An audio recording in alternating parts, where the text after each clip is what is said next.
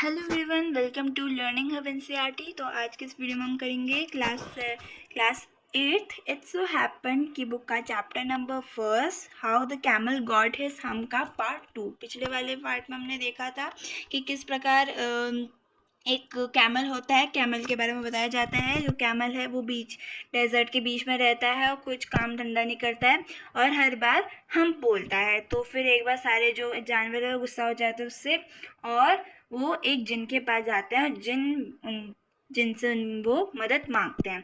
तो हम आते हैं सेकंड पार्ट में। हमें सेकंड पार्ट से स्टार्ट करना था। The jinn rolled himself up in a dust cloak and took a walk across the desert and found the camel looking at his own reflection in a pool of water. तो जिन अपने आप को dust clock से अपने आप को पूरा लपेट लेता है, रोल कर देता है खुद को और वो डेजर्ट में पूरा दिन चलता रहता है कि कहाँ उसे मिल जाए वो कैमल और वो उसको सबक सिखा सके। तो कैमल जो जिन है वो कैमल को सबक सिखाने के लिए उसको ढूंढता है। तो तभी उसे कैमल मिल जाता है जो अपनी परछाई को देख रहा होता है, अपनी रिफ्लेक्शन को पानी में देख रहा होता है, एक पूल के पानी में। My friend said the djinn, what's this I hear of your doing no work.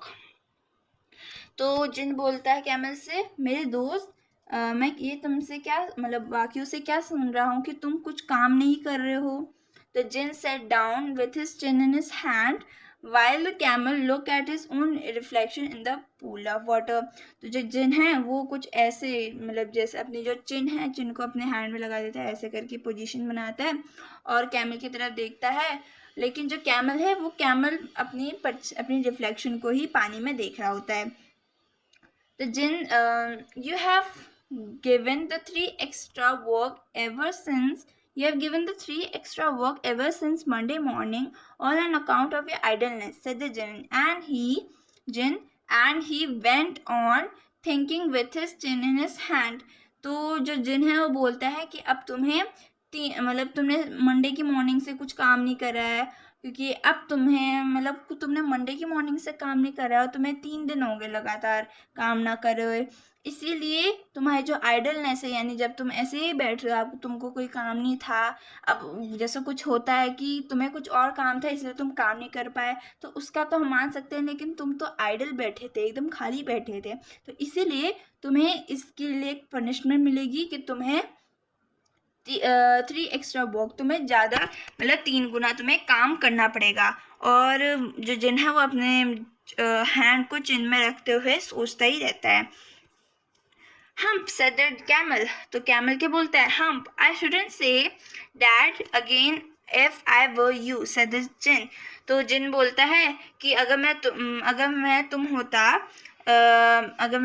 होता तो मैं ये कभी नहीं बोलता। Humph you might say it once too often, I want you to work. तो जो जिन है वो कैमल से बोलता है कि तुम ये बाबा बोलते रहते हो, इसलिए अब मैं चाहता हूँ कि तुम मेरे लिए काम करो।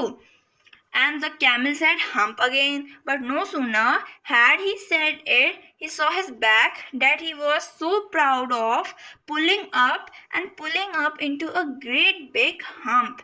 तो जैसे ही वो फिर से बोलता है हम्प, तो जो उसके पीठ में एक पीठ उसकी एकदम प्राउड से एकदम चौड़े हो गए, जो उसकी पीठ है वो पफ होते रहती है, उठती रहती है, तब तक उठती रहती है जब तक वो एक बड़ा सा हम्प ना बन जाता।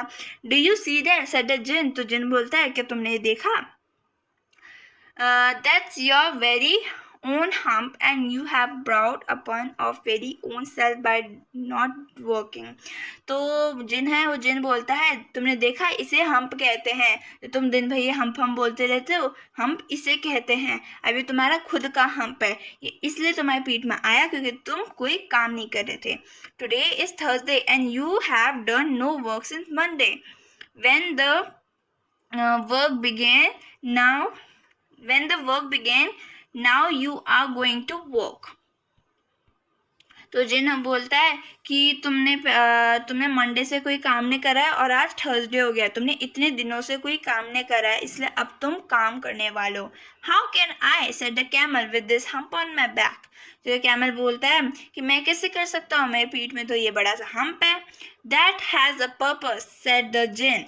All because you missed those 3 days, you will be able to work now for 3 days without eating.